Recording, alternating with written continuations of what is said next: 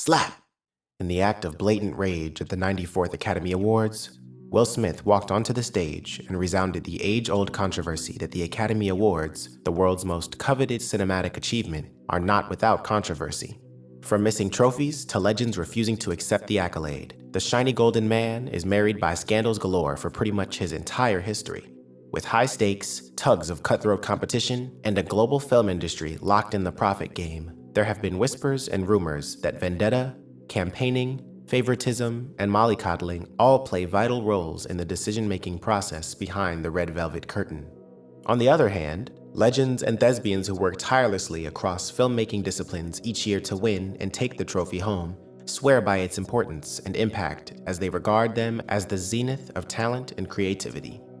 So why are the Oscars tangled up in controversy? Where did it all begin? And what are some of the biggest Oscar scandals? It all started way back in 1927, when the Academy of Motion Picture Arts and Sciences, or AMPAS, was created by Lois B. Mayer, a film producer, in collaboration with MGM, or Metro-Goldwyn-Mayer, to unite, recognize, and acknowledge the achievements of actors, directors, producers, technicians, and writers who made up for the 5 major branches of the film industry. This was a move to give MGM complete control over the business, and the trophy was designed as an incentive to lure talent into one camp. It is interesting to note that behind the purpose of uniting the branches was a plan to politicize the talent in a bid to rake in profit. So, in a way, even the birth of the Oscars was rather scandalous, won't you agree? In fact, did you know that Cedric Gibbons, the designer of the Oscar trophy, was himself an Oscar winner of not 1 but 11 trophies? Gibbons was an art director from Ireland and co-founder of the Academy of Motion Picture Arts and Sciences. It was in 1928 that Gibbons was charged with the task of designing the Oscar statuette, and he came up with a gold-plated knight clutching a crusader's sword, a feature that had remained unchanged to this day, except during the Second World War, when the gold was replaced with plaster due to shortages. Throughout his career, Gibbons himself was nominated for 39 Oscars and even won 11. Despite all his talents, there were, and still are, rumors and murmurs about his work. When he retired, he had some 1,500 film credits to his name, which is impossible for any individual in a single lifetime, given the time and effort it takes to make one. His actual output was later more acceptably reported at about 150 or so films. So can Gibbons be our first candidate for Oscar controversy? On the 16th of May, 1929, a private dinner function at the Hollywood Roosevelt Hotel held the first Academy Awards ceremony, which was attended by about 270 people, with a post-awards gala at the Mayfair Hotel. The winners had been announced 3 months prior to the event, and the ceremony itself, and this was perhaps the shortest of all Oscar ceremonies, clocking in at just 15 minutes. There's yet another fact about the Oscars that made the organizers change the way the winners were announced. After the first ceremony, the list of winners was shared with the newspapers at 11 p.m. on the night of the event. But in 1940, the Los Angeles Times announced the winners before the ceremony had even begun. This led the Academy to adopt the practice of the sealed envelope, which became a part of the announcements, keeping the names of the winners a tight-lipped secret till the last moment. The Academy Awards, as distinguished as they are, have constantly attracted some of the most talked-about controversies over the years, be it a man crashing the stage flashing a peace sign in 1974, or the accusations of the Academy's voting members being biased, among Will Smith's moments and many others. We all have witnessed shock and surprise at the Oscars and even the rivalries it instigated from the very beginning. Even Oscar, the name of the trophy that the Academy officially adopted in 1939, has a dispute. After actress Bette Davis won the trophy for Best Actress in 1935, she began to name it after her husband, whose posterior the trophy oddly resembled. Others claim that the statuette was conceived by Margaret Herrick, an employee of the Academy, after she saw a similar piece in 1931. It fondly reminded her of one of her cousins, also called Oscar. Show business brings many to the limelight, and many under the scanner too. And with the Oscars being a recognition of the highest standard, they are bound to set a few stones rolling down the hills of Hollywood. So don't go anywhere, because in the next episode, we will explore some of the many Oscar controversies that captured the attention of the world. God must be a screenwriter. Who, other than him, could have staged the most compelling Oscar drama in years? Delivering the slap heard round the world, Will Smith redeemed while embarrassing everyone else, not least his wife, Jada Pinkett Smith, when on live television, he stormed up and landed a blow across a nonplussed Chris Rock for making what was a lame schoolyard joke. Politics and showbiz have always gone hand in hand, and as much as the Academy would like to think that their mega event is all fun and games, the Oscars are always reported as being deeply political. It is an influential, televised event that is broadcast live to millions of people across the world, and whatever transpires echoes in eternity. As much as the Academy might liken their star event to just fun and games, the fact remains that the Oscars have, like Hollywood, always been political. Your parents might remember Marlon Brando's move to send Native American activist, actress Sacheen Littlefeather, to accept his Oscar for The Godfather at the 50s Academy Awards, or when the US invaded Iraq just 2 days before Oscar night 2003. Actors were accessorized with peace pins, and director Michael Moore, with his trophy in hand, delivered a speech on the making of the fictitious war in Iraq. Remember Jared Leto calling out the annexation of Crimea by Russia in 2014? Or Sean Penn recently bestowing his Oscar to Zelensky on his latest visit to Ukraine? On many occasions, the Academy has also been accused of making biased political views evident, with even former US President Donald Trump calling the awards too politically correct, accusing them of serving as a platform for the Democratic Party. The Oscars have and will always serve as a platform for facilitating some form of political advocacy. It is a pop culture hub that has captivated the imaginations of millions worldwide. Anything said at the Oscars, even a small quip, can set the tabloids on fire, increasing polarization between ideologies, out-of-control campaign spending, and also throwing in leaders who are completely out of touch with the American public. Before the Me Too movement blew up in Hollywood, Harvey Weinstein, disgraced former head of Miramax, took Oscar campaigning to another level. He achieved regular promotions for movies like The Piano, Good Will Hunting, Pulp Fiction, and Life is Beautiful. He even won Best Picture with The English Patient, Shakespeare in Love, and Chicago. The fact that the Academy banned the practice of pre-award parties goes to show just how much power Hollywood producers wielded and the controversy these galas fired. While Weinstein spent millions on mollycoddling the Academy and jury members, he also left no stone unturned in destroying the hopes and efforts of his competitors. The kind of negative campaigning that he rolled in 2002 in a bid to derail the chances for Ron Howard's A Beautiful Mind from taking home Best Picture, his team spread a scandal that the film's central character, legendary mathematician John Nash, was in fact an anti-Semitic homosexual. Shockingly, all it took to kill the scandal was a half-hearted apology from the studio. Emotions run high at the ceremony too, as the recipients are asked to maintain the brevity of their acceptance speeches, although it doesn't work most of the time. After all, it is a gathering of people with high emotional quotients. And on occasion, the organizers have also been forced to cut or end a winning speech with a heavy musical overlay, forcing them off the stage. Every second of broadcast time, after all, is money. Huge stakes in money, power, control, and prestige are at play when it comes to the Oscars, and most studios spend millions lobbying for their films during what is known as the Oscar season. It is a time when bitter rivals shake hands, and from one perspective, it isn't that bad either. All's well in love and showbiz. In a race to acknowledge the best out of the best, the competition is bound to be cutthroat, with the careers and livelihoods of millions of workers at stake. It's not just Weinstein who resorted to whispering campaigns for his films. These campaigns are increasingly becoming a norm to spread the negative word about movies. Some of the more recent ones include the allegations against Zero Dark 30, accusing the film of justifying the Guantanamo Bay tortures, and Lincoln having been accused of distorting factual history. The Oscars have showcased political moments as long as we've been watching them. During the Trump era, politically charged diatribes were defined by the increased hostility toward marginalized populations, and recently, the Ukraine war too took center stage when actor-director Sean Penn, Mila Kunis, and others appealed to the Academy to let Vladimir Zelensky deliver a speech at the ceremony via satellite, which the Academy of Motion Picture Arts and Sciences turned down. However, Ukraine received a lot of vocal support from many dignitaries at the 94th Academy Awards. For every fair move on the part of the Academy, there have been occasions of belligerence, as was broadcast live on TV during the Will Smith controversy, which ended with the superstar earning a 10-year ban at the Oscars. So how does the Academy function? Stay tuned to find out in the next episode. The path to Oscar glory is expensive, and if some analysts are to be believed, really not really about the movies. When glamour, spotlight, burning desires, and money collide, they are bound to expose the ongoings of the inner circles of Tinseltown. Who can forget Jennifer Lopez, actress and superstar singer, in a throwback to 2001, where her provocative ensemble flaunted more than it hid, while bringing heat to the red carpet with her extraordinary outfit. Just when you think you've seen it all, something else equally as shocking comes along at the Oscars, as if by design.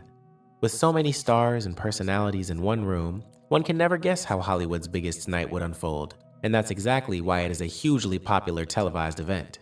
Over the years, there have been eyebrow-raising fashion choices, hosting mishaps, and too many snubs. And that's not even half of it. The biggest scandal of them all happened when Citizen Kane, considered widely today as the greatest film to have ever been made, was snubbed in 1942.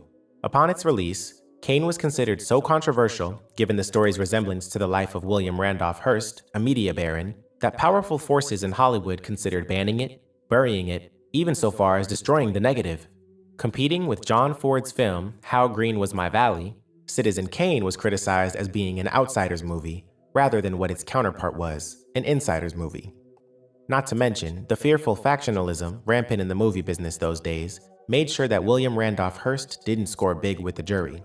2 decades later, on the 4th of August, 1962, Norma Jean Mortensen, better known as Marilyn Monroe, the apple of the eyes of the world, was found dead in her bathtub in her Hollywood home. Considered to be perhaps the most beautiful woman on earth, and certainly the prettiest actress of all time until then, her death triggered hundreds of conspiracy theories that included abusive marriages that ended in 3 divorces, substance abuse, paranoia, and alcoholism. But the greatest expose of her life came when rumors about her alleged affair with former US President John F. Kennedy were spurred, in part by her sultry Happy Birthday performance for the Commander-in-Chief at his 45th birthday celebration at the Madison Square Garden on May 19th, just months before the film's star's death. Many tabloids and analysts also claim that politics and Kennedy's own insecurity about his presidency ended in murder.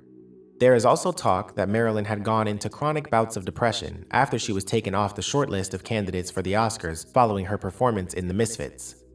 There have also been a few instances in Oscars' recent history that have left film fans scratching their heads. One such occurrence happened on March 5, 2006, at the end of the 78th ceremony, when the Best Picture was announced and went down as the most controversial win until then.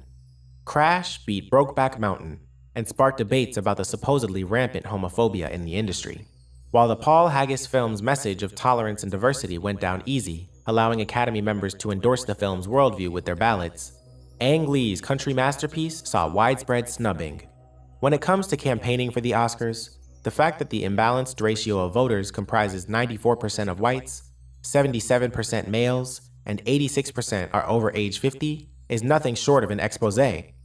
While these figures reflect the stark reality of Hollywood, it is also true that the representation of marginalized groups is missing from the Academy, and no one wants to watch an awards show for films chosen by a biased bench of juries.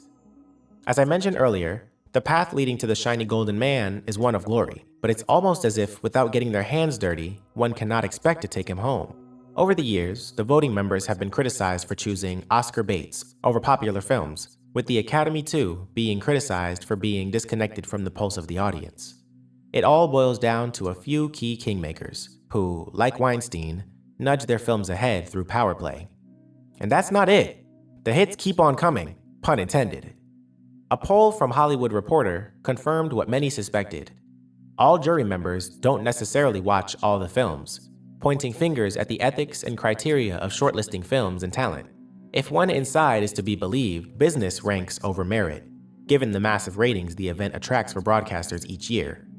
As the case is, with the crate of fresh apples, one does get a few bad ones too. So are the Oscars a coveted acknowledgement of cinematic finesse and talent? Or are they simply televised events for the entertainment of the general masses? I'm sure that by now, you would have understood that the workings of the awards are complicated and replete with controversy and scandals. Stay tuned as we explore some of the same in the upcoming episode.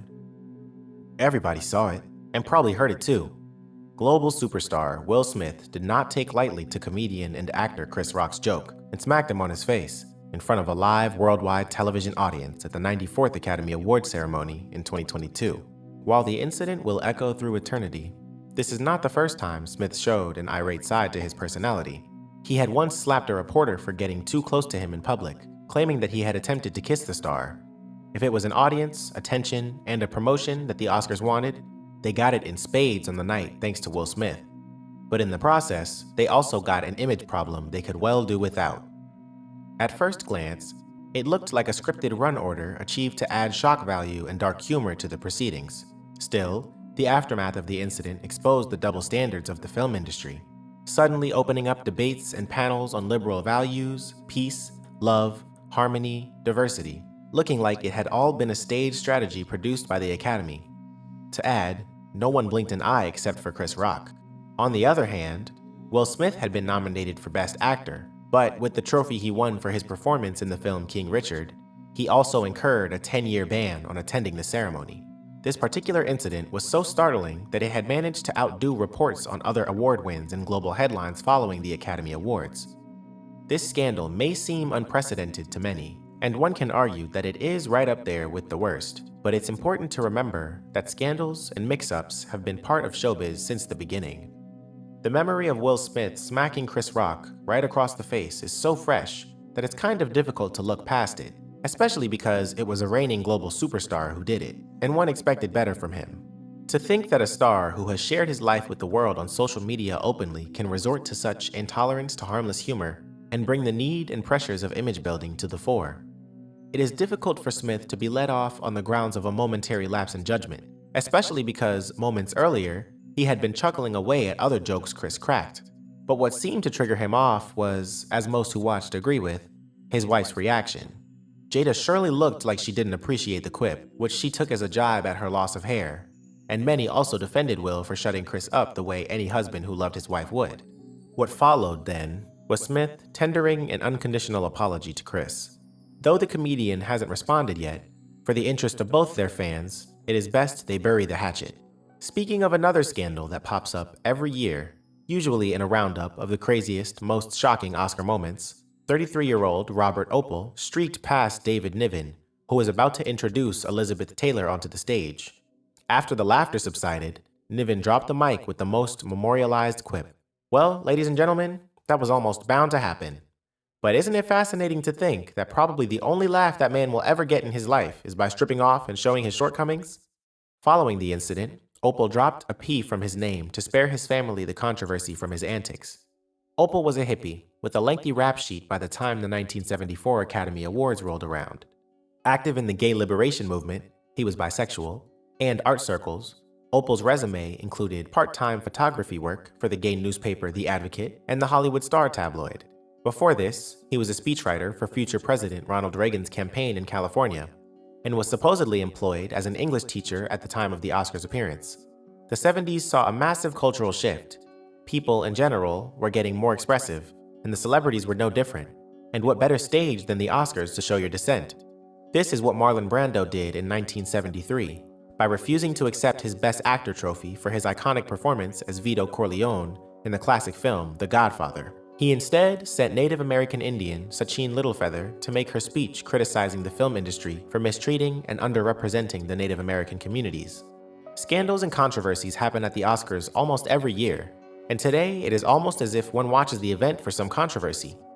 Remember the 2017 Envelope Gate? The telecast was coming to an end. The Best Picture had just been announced. The producers of La La Land were making their acceptance speeches, and journalists were finishing up their stories, hoping to go home soon. Then suddenly, producer Jordan Horowitz was at the mic, waving a white card. "There's a mistake. Moonlight, you guys won the Best Picture. This is not a joke." What followed was the worst Oscar flub of all time. That's when social media went abuzz with, "What is happening?" even trending on Twitter. The stage of the Dolby Theater in Los Angeles painted a picture of a mix of confusion, correction, and contrition. Actors and presenters of the segment, Warren Beatty and Faye Dunaway, suddenly went paler than they already were. When Beatty opened the envelope, he paused for half a minute and looked at Dunaway, puzzled, who took the envelope from him and announced that the winner was La La Land. The cast of the film was on stage in a second to bask in glory, only that it wasn't to be. Backstage, if reports are to be believed, the accountant from PricewaterhouseCoopers watched his soul leave his body and screamed that Beatty had actually taken the wrong envelope. It was around 3 a.m. that PricewaterhouseCoopers finally issued a statement explaining that the presenters had mistakenly been given the wrong category envelope, and when discovered, added that they were investigating how this could have happened and deeply regretted that it occurred. Scandals were very much part of the parade even back in the day. Hattie McDaniel's Oscar win in 1940 could be dated as pretty much the first Academy Awards scandal, though it shouldn't have been.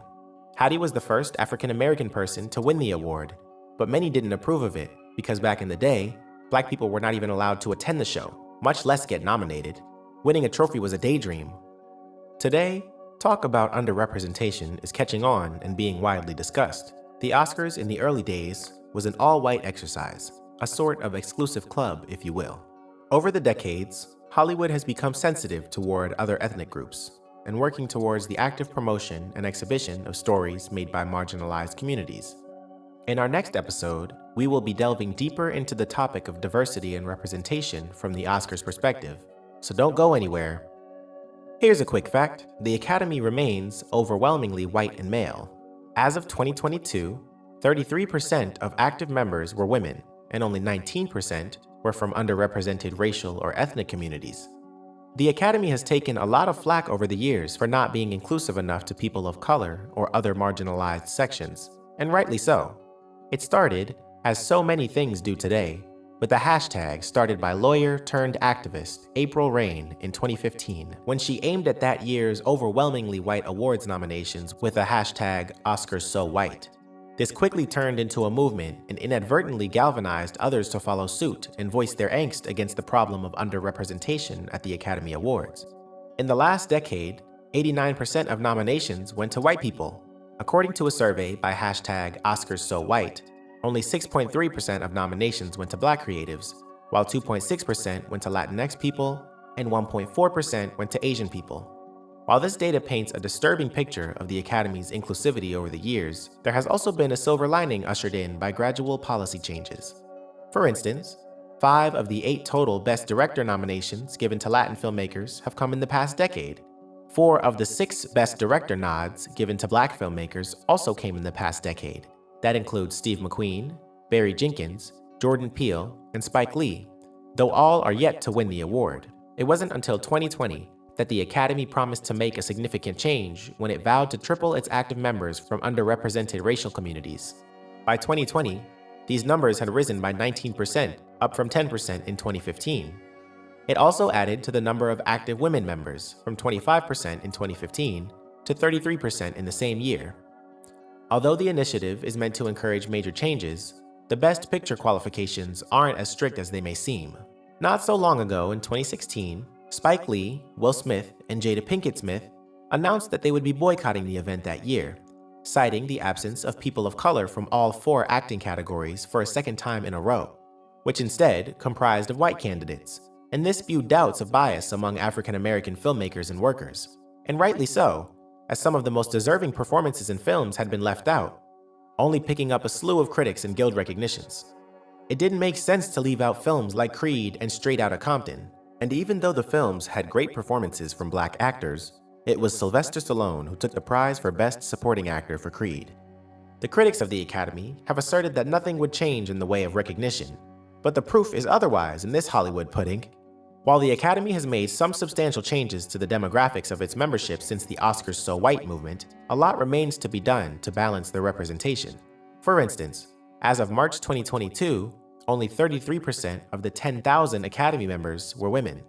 Though one might argue that there have been major changes, from the prohibition of colored talent at the awards to celebrating talent from other ethnic races in the industry, one thing is certain: the coveted trophy must go fairly and squarely to the one who truly deserves it on merit, irrespective of their race, caste, or color. So long as the Academy acknowledges supreme cinematic talent, promotes equal representation, and champions diversity, we're all game. The time for that revolution is nigh. One might see and hear a lot of talk about the Oscars being inclusive and giving equal opportunities to the underrepresented, but it's quite another task to actually do it. Actor Jeffrey Tambor in 2016 commented, "You gotta change because the world is changing, and the kids these days are smart, and the Z's, Gen Z, are coming up, and they want the truth and the diversity, and must the Academy." In our next episode, we will explore the growth of diversity and inclusivity within Hollywood and the Academy, with the rising tide of international films at the Oscars, so stay tuned. From Germany's All Quiet on the Western Front to India's RRR seeking love in major categories, attention for non-English language films is difficult to campaign at the upcoming Oscars. But has it always been this uphill a climb? The Oscars are considered the pinnacle of cinematic excellence, not just for American films, but for contemporaries across the world, with entries filling fast each year from every continent to race to win that coveted trophy. And yet, even with such a rich diversity of movies, international contenders still struggle to find a profile outside the Best International Film category. It was only in 2020 when Bong Joon-ho's Parasite won Best Picture and was also nominated in other categories. Did you know, when the yearly Academy Awards began, there was no category to facilitate and acknowledge international films? It was an all-American club that facilitated only the movies that were made in the United States. But Jean Hersholt, a board member at the time, argued that an international award, if properly and carefully administered, would promote closer relationships between the American filmmakers and those from other countries. Non-English films were occasionally given special awards beginning with the 19th Oscars in 1947. An official category wasn't created until 1956, named Best Foreign Language Feature. That name stuck until the Academy decided to change it following the 2019 ceremony. When the category was first introduced in 1947, it wasn't a category of competition, but an honorary award, handed out with no nominations to fight for it and just one foreign film winning each year. But it changed in 1956, when a separate category for non-English films was created and named the Best Foreign Language Film Award. Another important change made to the category is fairly recent. In 2019, the trophy was redesignated the Best International Film Award from the 92nd Academy Award in 2020. With the world shrinking to the tip of a finger click, it was seen as a move to make the category more relatable to the American audience, while promoting other international films, given their huge success and popularity. Language is no bar. A great work of art deserves to be exhibited and promoted around the world, and it was high time the world witnessed international films and celebrated them like they did Parasite. After he won the trophy for Best International Film Parasite, director Bong Joon-ho quipped, "I am ready to drink tonight until next morning." But that wasn't the only award the film was bestowed. He and his team would take steps to glory a couple more times to win in 3 other categories. That included Best Director, a feat he matched with director Ang Lee. This was the first time in its 92-year history that a foreign language film had won so big at the Oscars. It was truly history in the making, and it was due to the reforms that were made to facilitate international cinema. The success of Parasite showed that great cinema transcends the global dominance of one language, which was the biggest challenge for filmmakers working in other tongues, and doubly so in the world's biggest cinema market. Calling out American moviegoers at the Golden Globes, Boone made a remarkable observation when he said, "Once you overcome the 1-inch-tall barrier of subtitles, you will be introduced to so many more amazing films." Bao Nguyen, a Vietnamese-American filmmaker, termed Parasite's historic win as an example for aspiring Asian and American filmmakers to follow. Another reason for Parasite's success was that it was deeply rooted in its depiction of Korean society without having to pander in any way to foreign audiences. It, as predicted, has now opened more channels to other movies, making international producers and distributors more likely to invest in non-English language films. But how did Parasite, a foreign language film, make history by beating hot favorites like the Sam Mendes-directed 1917, which was most expected to win in all the biggest categories of the Academy Awards? A year prior, Alfonso Cuarón's Netflix film Roma earned Mexico its first ever win in the Best Foreign Language Film category, but missed out on Best Film and Best Director to the disappointment of many critics. During his acceptance speech, Cuarón joked that he had grown up watching foreign language movies like Citizen Kane, Jaws, Rashomon, The Godfather, and Breathless. This barb made the Academy rethink and change the category's name to Best International Film. Many people credit this instance, among many others, paved the way for Parasite's clear path to the win. Whatever the reason, Parasite was a great film, which also made a lot of waves in the USA. There was considerable campaigning and promotion for the film prior to its US release, which set the tone for the film to make the final cut. Apart from the Oscars, there are a number of other prestigious film awards across the globe that acknowledge great cinema, but the Oscars, due to their growing popularity over the years, have become more mainstream. This is why any international film that makes the cut for the Best International Film category here is bound to generate much global interest. In recent years, as international contenders have become more powerful following Parasite's boundary-breaching achievement, this particular category has invited more scrutiny than ever. The decisions of national film committees are keenly observed, analyzed, debated, and even contested, and what many consider the most deserving film doesn't always make the cut. The Academy's rule clearly states that only one film from each country can be officially submitted to the Academy to compete in the Best International Film category. Each country has its designated film body that makes the selection and sends it as its official entry for the Oscars. Some countries have also been accused of politicizing the process by the members of their film fraternity. The Indian film industry, which is the only one that comes close to Hollywood's scale and size in terms of viewership and popularity, scored a nomination in their first ever submission to the foreign film category in 1957. But since then, despite competing almost every year, it received only 2 nominations for Salaam Bombay in 1988 and Lagan in 2001. While India, with its amazing variety and diversity, produces more than 12,000 films in more than 100 languages each year, it is interesting to note how it hasn't been able to win a trophy yet.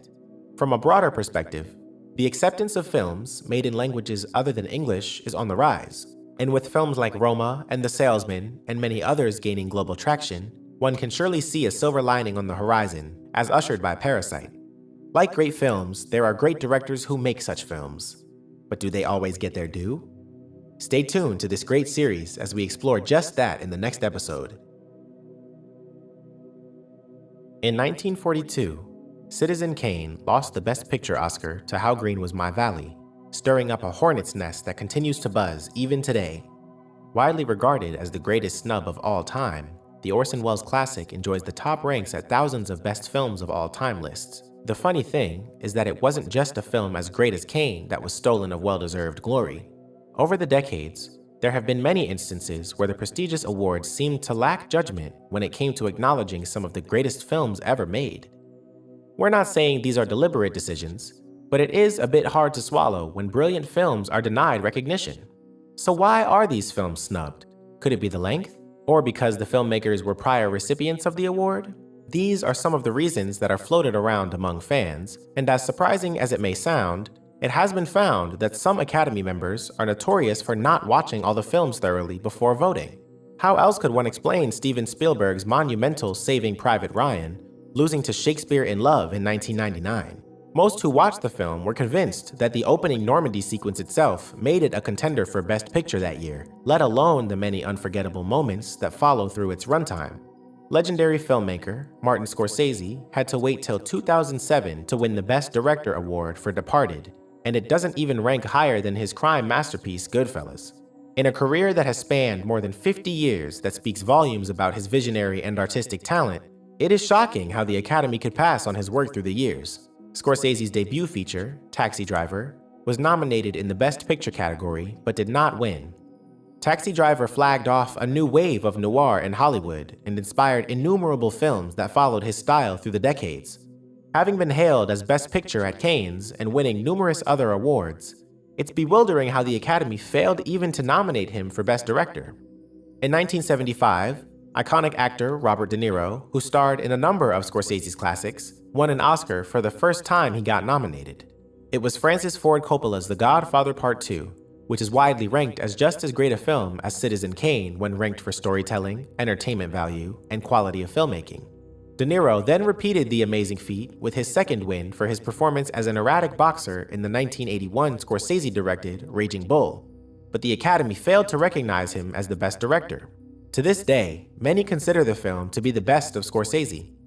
1994 was one of the greatest years for American-made films at the Oscars, where Robert Zemeckis won 6 Academy Awards for his Forrest Gump, a film that took the world by storm and turned Tom Hanks into the biggest star alive. As great as the film was, it had competition from 2 other amazing films, Frank Darabont's The Shawshank Redemption and Quentin Tarantino's Pulp Fiction, both of which have had just as much of a significant impact, if not less, on global audiences. From purely the perspective of impact, Pulp Fiction literally changed the way films were written and produced, with its non-linear and no-holds-barred dark humor and satirical take on good and evil through the eyes of 2 assassins.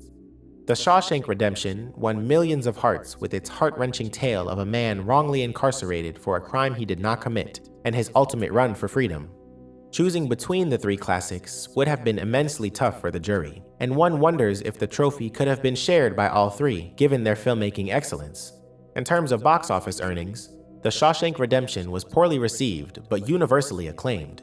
Pulp Fiction was a sleeper and blew both the viewers and critics away with its courageous portrayal of dark comedy. But the magnetic portrayal of an endearing simpleton by Tom Hanks ultimately tilted the jury in Zemeckis' favor. Years down the line, Forrest Gump would be rewatched by millions, and also criticized for being inferior to its two competitors, which both featured, in the case of The Shawshank Redemption and Pulp Fiction, unforgettable performances by Morgan Freeman and Tim Robbins, and Samuel L. Jackson and John Travolta, respectively. It's not just with the directors alone. The members have been guilty of being caught in the Oscar bait, and there is a sense of repetitiveness in the pattern with which the Academy members have shown over the years in choosing the best pictures every year. For instance, there are certain genres that are more likely to be shortlisted than others. According to an interesting survey, epic historicals, lavishly produced musicals, and biopics have 40% more of a chance than a horror, comedy, or action piece at winning the most Oscars. It is difficult to say how and what role emotions, networking, and campaigning play in making an Oscar winner, but if the many snubbed greats are a measure, one raises an eyebrow at the Academy's workings. Ultimately, there are only two kinds of films, a good one and a bad one, and that being a matter of choice is the biggest hurdle to clearly decide a winner. With the advent of streaming giants, New Age cinema has changed and come leaps and bounds in changing how people watch movies. Has it been a boon or a bane for the Oscars? In our next episode, we will explore the advent of New Age films and their chances at the Oscars, so stay tuned.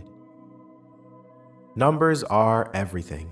When it comes to film revenue, the more money a film makes at the box office, the more it is watched on television screens via satellite. But is it really so today, with streaming platforms changing the name of the game vis-a-vis how we watch films? How does the exclusivity of players like Netflix, Amazon, Hulu, and Disney affect a film's distribution and eligibility at the most prestigious film awards? Did you know that the Academy Awards have been a staple of television since its first broadcast in 1953, and that they were watched by 34 million people that year? Compare this with the 93rd Oscar ceremonies, which could only attract about 10.4 million viewers. In terms of a drop, it tanked 56% from 2020. And was also the lowest scoring televised event of the year at 2.12 among adults, which is a 60% drop. Had the Academy missed something? It's not just the Oscars that saw this dip, but even the Grammys and Golden Globes both took similar hits, leaving executives to scratch their heads. Part of the problem could have been the closure of theaters and multiplexes in the US when the coronavirus pandemic spread. People just couldn't go to the movies anymore. The world as we knew it had been changed by an unseen foe, and the film industry bore a huge brunt of the domino effect that drowned economies and destroyed millions of lives. The fact that one was locked within the confines of a home was enough to derail many film studios, pipelines, and releases, thus affecting the multi-billion-dollar industry, so much so that the box office saw a staggering 77% drop in revenue. But when has man not invented at the precipice of necessity? This is where the streaming platforms like Netflix, Amazon, Hulu, and Disney won big, and how. They together leveraged exclusivity and offered no-holds-barred viewership of films in the comfort of one's home, breaking the dominance of traditional media. Today, on-demand viewing, including digital video, ad-free streaming services, and connected TV, all rival traditional TV. With the shift in lifestyle, even post the pandemic, people are bound to take precautions, and this is where streaming services trumped movie theaters. In a report shared in 2021, most consumers said that they had increased their streaming across all platforms, including live TV, subscription video on demand, SVOD, and advertising-based video on demand, AVOD. 88% said they had subscribed to stream via subscription video on demand, i.e. Netflix or Hulu, even at increased rates. 86% said they're watching live TV at increased rates. 81% said they were hooked to advertising-based video-on-demand platforms, even at increased rates. Not only was 2020 a turning point for mainstream media and advertising, but it also raised streaming services to an inalienable part of our everyday lives. The proof is in the pudding, and the Oscars wanted to bite in. Netflix won big that year with not one, but 7 Academy Awards for movies streamed directly on the platform, such as Ma Rainey's Black Bottom and Mank, proving that filmmaking had indeed transformed, at least for as long as the pandemic looms. Even Apple TV's Coda won the Best Picture at the 2021 Oscars. With a myriad of content on offer for every age, demographic, language, and genre, the modern-day moviegoer, apart from feeling safe on the comfort of his couch, also cuts out the added expense of overpriced food and other attractions that blew a hole in his pocket pre-pandemic.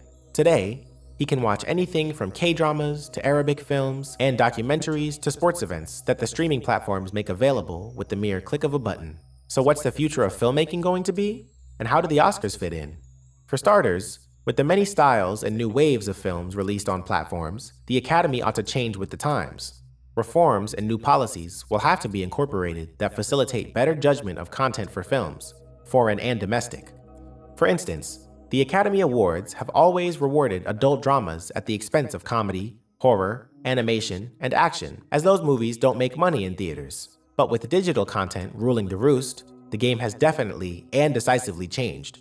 Today, chasing Oscar glory is fast becoming a double-edged sword for traditional filmmakers, as in the case of a universally acclaimed film. Any multi-billion-dollar corporation will have spent millions of dollars to promote and campaign for it, even if it wasn't released in many theaters. It probably beat out a bunch of other movies that weren't broadly popular, and the corporation found it a worthy investment that can be recovered. Streaming platforms and Netflix, as was seen particularly with its most nominations of any studio 3 years in a row, stood to gain from what members of the press and Hollywood portrayed as an existential crisis from which the theatrical movie business may not recover. The only ones to gain are the streaming platforms. So what's the future of the Oscars going to be like?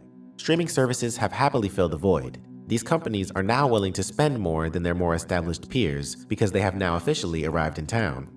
The best thing that the streaming services have achieved is that they have been able to convince filmmakers, actors, agents, and lawyers that theirs aren't TV movies by another name. For instance, someone like Martin Scorsese directed a direct-to-Netflix film called The Irishman to universal acclaim, and others followed suit. Today, some of the biggest filmmakers and studios are actively releasing their films directly on streaming platforms and forging multi-billion-dollar deals, and the Oscars are here to validate them. But what about the independent films that get made in the thousands every year? If there's anything the post-pandemic Oscars can teach us about the media landscape, it's that it's officially changed forever. Stay tuned as we explore the journey and future of independent cinema at the Oscars in the next episode. They make most of the productions in Hollywood, a multi-billion-dollar business, and anyone who produces a film outside this exclusive factory has to call itself independent to be distinguished from the suit. However, as long as a film is screened in commercial theaters or aired on pay or network TV, independent is a relative term. Filmmaking as an art form began as an independent effort, as in that it was usually one man with a camera documenting the arrival of a passenger train at a station or the hustle and bustle of cities, which were some of the first moving pictures captured on camera. Those grainy, silent moments paved the way for corporations to turn it into a profitable venture. And today, the game rakes in billions of dollars of box office revenue. How many of these films are independent? Today, an independent film is understood as one that is produced, released, and distributed by a production company outside of Hollywood affiliations, which means that it does not have a studio backing it. Independent cinema is also marked by the adoption of different styles of filmmaking and genres that cut away from mainstream popularity, while at times they are also marked for their low box office revenue. For instance, taking into account its famed 12 years filming process, Richard Linklater's Boyhood was made $4 million with a $200,000 budget per year of production. Still, it surprised all when Patricia Arquette took home the Oscar for Best Performance by an Actress in a Supporting Role. The film was nominated in 5 other categories, including Best Picture and Director. This proved a big point for independent cinema. Any film can be great and accepted, regardless of budget, language, or genre. On the opposite end of the independent film budget spectrum, 1956's Marty ranks among the lowest budget Academy Award winners. The film took home the 1956 Oscars for Best Picture, Director, and Screenplay, as well as the statue for Best Actor in a Leading Role, a superb Ernest Borgnine. To set the impact an independent film can genuinely have on an audience and the Academy Awards themselves, Pulp Fiction, Quentin Tarantino's violent comedy, wasn't exactly made on a lavish budget because of the film's star power. It raked in a $213 million gross, and those numbers are still impressive today. Tarantino took home an Oscar for Best Screenplay, and Pulp Fiction was nominated in 6 other categories, including Best Picture, Best Actor, John Travolta, Best Supporting Actor, Samuel L. Jackson, and Best Supporting Actress, Uma Thurman. Having said that, in recent years, the Academy have been increasingly criticized for their lack of representation of independent cinema and diversity. The Academy has been accused of favoriting big-budget studio films over independent features. So, how many independent films have actually won at the Oscars? With the definition of independent cinema changing over time, it is difficult to know. It wasn't until the 1950s that the films produced outside the studio system began to be recognized. In the past decade, the Academy has continued to evolve its understanding of independent films. For instance, in 2011, a new category called Best Picture Limited Release was created. This was reserved for films that were released in fewer than 600 theaters. While this change was made in a bid to include smaller films, it's interesting to note that not all limited release films are independent. For example, the Best Picture winner, Moonlight, was released by A24, a major independent distributor. So again, how many independent films have actually won Oscars? It's difficult to say for sure, but it's not ignorant to guess that the number is relatively small. Only 3 independent films have won Best Picture in the last 10 years: The Hurt Locker, The King's Speech, and Birdman. While this is a significant increase from the 0 independent films that won in the 1990s, it's still a far cry from the 20% of Best Picture winners that were independent films in the 1970s. So what about non-American and non-English independent films? This year, dozens of countries have sent in entries for international recognition. These include Belgium's Close, Cambodia's Return to Seoul, Denmark's Holy Spider, Germany's All Quiet on the Western Front, India's The Last Film Show, Mexico's Bardo, Poland's Io, and South Korea's Decision to Leave. To add to this, subtitled films are also being incorporated and considered in multiple categories, even if they are not a country's official submission. The biggest example is Indian director S.S. Rajamouli's epic RRR, produced by DVV Entertainment. It was released in the US by Variance Films and for an Across All Categories campaign. The film gained massive popularity since its release in March 2022, and word of mouth encouraged a broader distribution, with its birth on Netflix proving to be a huge boost in its favor. Even the public, including critics and social media influencers, began online movements promoting the film. As Rajamouli said, in the course of the last decade and a half, the intermingling of people has quadrupled interest in other cultures and places, and COVID added a spike to this trend and opened people's minds. People sitting at home watch international movies, TV shows, and other content, and are now open for cinema, independent, studio, or individual, language, and genre, no bar. So where do the Oscars stand at the turn of the new age? What is the future of the Academy Awards? Stay tuned as we explore this and much more in the final episode. Have the Oscars lost the mojo? Have they lost the sheen? With so many scandals, controversies, and uncertainties gripping traditional media in the new age, what is the Academy doing to move with the times, and most importantly, in store for the most prestigious cinematic awards? It's tempting to imagine a bright future in the digital age for the Oscars, but truth be told, many of us feel that the Oscars aren't cool anymore. Unless Hollywood produces blockbusters and gets A-listers to attend, it is a matter of a bother at the moment. Movie stars have always made the most of the limelight, be it press meets, global promotional tours, and talk show stints in pursuit of box office success and awards recognition. But the influence and power of social media have changed the metrics of success, made unwelcome exposure normal, and eased daily access to our favorite rarely seen otherwise stars who post video feeds constantly. The Oscars take this risk to another dimension. For instance, after his Oscar incident with Chris Rock, Will Smith's team chose to promote him for Antoine Fuqua's historic slave drama, Emancipation, on Apple TV. This shows how strongly Smith's managers, agents, lawyers, publicists, and his alpha wife, Jada Pinkett Smith, believe that the tainted global star needs the redemption that only a great, stirring performance can give. Their first goal seems to be to bag an Oscar, nothing short of which will do. So in a sense, the Oscars do still matter. He cannot, however, attend the show for 10 years. Another hurdle for the Oscars in the future is the disparity between movies that make money and movies that actually merit a trophy. Movies like Ben-Hur, Titanic, Ordinary People, and the third installment of The Lord of the Rings enhanced the theater-going experience for the audience and raked in billions for the business, while also pushing the boundaries of storytelling and technology. These films were broadly watched by the wide public, as was always necessary in order to get a slate of interesting candidates for the Oscars. The big pictures that get watched tend to be movies of a huge scale with lots of set pieces, and that has always interested the voters of the Academy, except in the independent and foreign categories. What about non-English filmmakers? Can they expect to enjoy the same recognition as Spielberg, Lucas, Coppola, Scorsese, and other American movie legends? As much as the Oscars may try hard to facilitate them, it might be too late. It is a fact that the Oscars saw an 81.2% drop from peak viewership in 1998 to 2021. And sadly, no matter how good a film may be, the Oscars worked in their favor because they were a hugely popular televised event that offered these filmmakers the platform to share their work with the world. Unless the Oscars go digital, it will be very difficult for the shiny golden knight to gain lost ground. It just might be plausible, given the streaming platform's complete dominance of entertainment, especially in the post-pandemic world. Academy President David Rubin wrote in his letter announcing a Renaissance plan, "We must prioritize the new age audience along with traditional media television audiences to increase viewer engagement and keep the show vital, kinetic, and relevant." This has been an important focus of discussion for quite some time. This was endorsed by the organization's Officers and Awards Committee, which goes to show that the Academy is putting some thought into changing with the times, tightening its screws, and avoiding unnecessary flack.